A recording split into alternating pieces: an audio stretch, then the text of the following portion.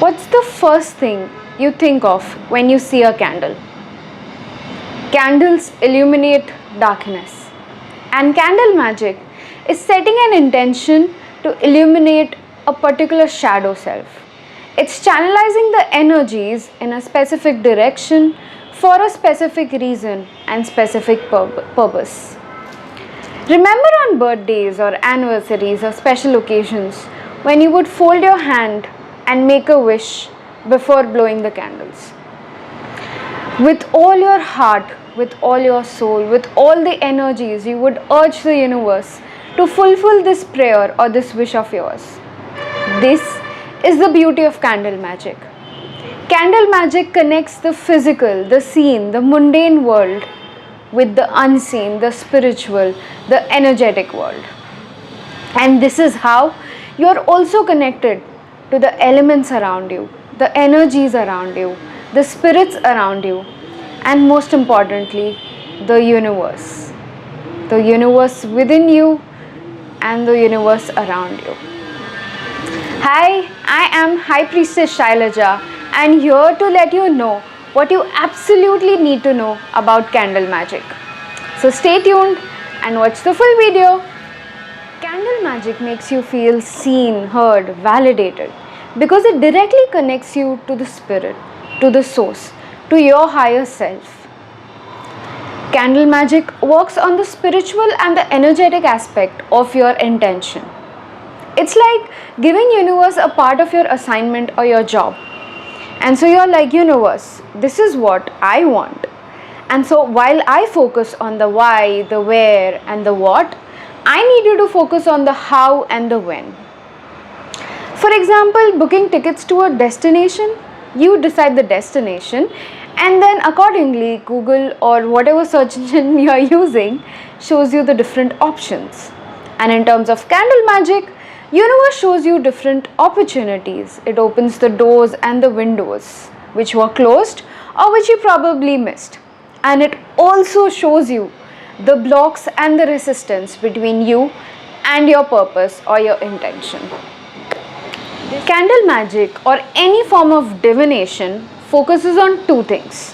One, to be a trigger or a catalyst to a specific change in your life, in your journey, or two, be the guiding force to ease this change, to ease the transition that you're already going through.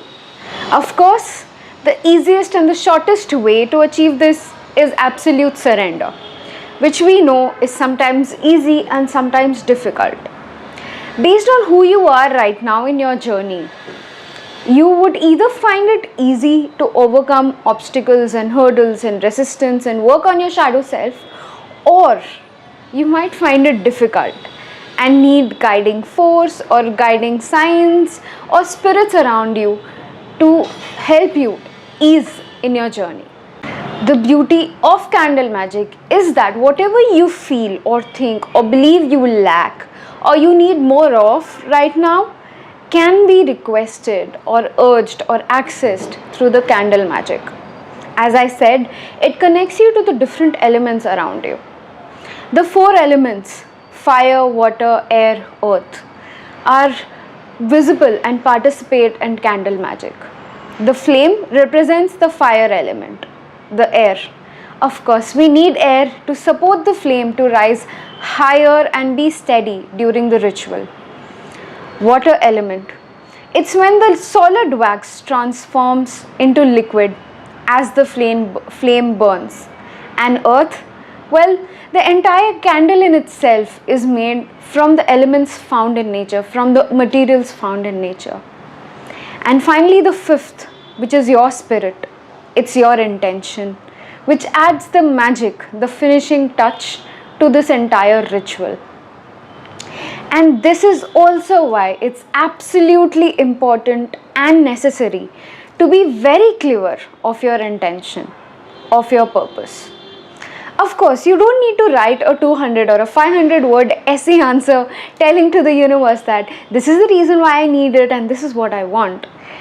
You definitely need to know enough for the universe to know what you're doing and where you want to go.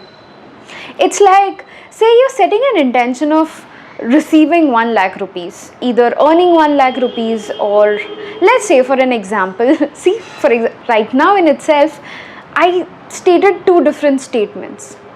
When I say I earn 1 lakh rupees and when I say I receive 1 lakh rupees, the sources for both of them could be completely different. And this is the reason why your intent and your purpose needs to be clear. The reason behind doing the candle magic, the reason behind doing the sacred ritual, what is it that you want? And then, what do you intend to do after receiving the same? Whether it's earning 1 lakh or whether it's receiving 1 lakh, what do I intend to do with this? Because universe works on the law of balance, equal give and take. When you give energy, you receive energy, and when you receive energy, you give energy. Remember how at some points in your life dramatic situations happened and it completely shifted your energy. Like a pendulum, from one end you went to the other until you reached a neutral, a stable, a midpoint, a balanced point. And this is what universe strives to seek in everything. And this is what we also strive to seek, our higher self, our soul. In the bigger picture, in the grander scheme of things, always focuses on equal give and take. Sit down and notice for a few minutes and you will realize how this law has showed up in different forms and in different ways in your journey for different aspects in your life.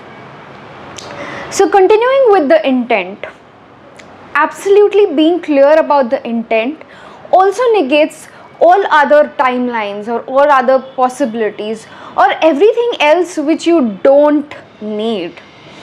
It's like going to a buffet system and out of all these choices, you're selecting only what you want to eat. The things that you like, the space you have in your stomach, what are you in the mood for, what are you craving, so on and so forth. Another example, intent or intention is like the SIM card. You have so many options, so many different companies, and also the recharge plans. However, you're only going to select the SIM based on the network it provides, the strength, and the plan it has for you, the recharge plans, based on your budget, on your requirement, what you need. So I hope now you get the point and you understand how important is intent in the entire ritual and how important it is to be clear about the intent. This also applies to every form of divination. Now comes the next step, my favorite part, and I'm sure it would be yours too when you do the ritual. It's the entire process. After your intent is clear and you've written it down on the petition, whether you are doing the ritual or a practitioner is doing it for you, then the ingredients which are required, the entire process, the materials, the objects, the things, for example, crystals and herbs and essential oils, and the color of the candle in itself. All of this, automatically your intuition guides you, because now that the universe knows what you want, it also knows what you exactly need to get what you want. We might start with a particular outline or a particular outlook in the mind that this is what I'm going to do and add, and these are the things that I'm going to use. It's after you write down your intention that you realize that maybe I need something else. And trust me, time and again I experience this and I realize while adding new ingredients or changing the ingredients that maybe this is what I needed more of with respect to my intention. And so this is how my entire ritual becomes perfect in itself, because now I have exactly what I need internally and externally. Now this is my favorite part of the ritual. It is gazing at the flame. It is peaceful and energizing and soothing and calming. If you are a practitioner, by all means gaze at the flame. Sit down, take a notebook and a pen, and write down whatever shows up in the flame. It could be a feeling, it could be a thought, it could be an image, it can be anything. And take this time after lighting the candle and doing the ritual, after doing the process, to sit down and gaze at the flame. And in case if you're getting this ritual done through someone else, ideally practitioners send pictures of the ritual. If not, you can request them to share one. And simply gaze at the image and write down whatever you think or you feel or you believe or whatever shows up or comes up for you. Because this is the intuition guiding you. This is the universe guiding you on your next steps, on what you need to do next, on your blocks, on the resistance you're facing right now with respect to your intention. In my experience, more than the ritual, I find this time of gazing the flame, this silence, to be more crucial and more important. Because as I mentioned earlier, it shows things to you. It shows you a glimpse of the future, or it could show a past wound that you suppressed and that you need to heal, or it can show something that you need to develop more of right now, do more of right now, practice more of right now, act on more of right now. Basically, it shows you more of whatever you need right now with respect to your intention and your purpose. Finally, the time to act on your intention.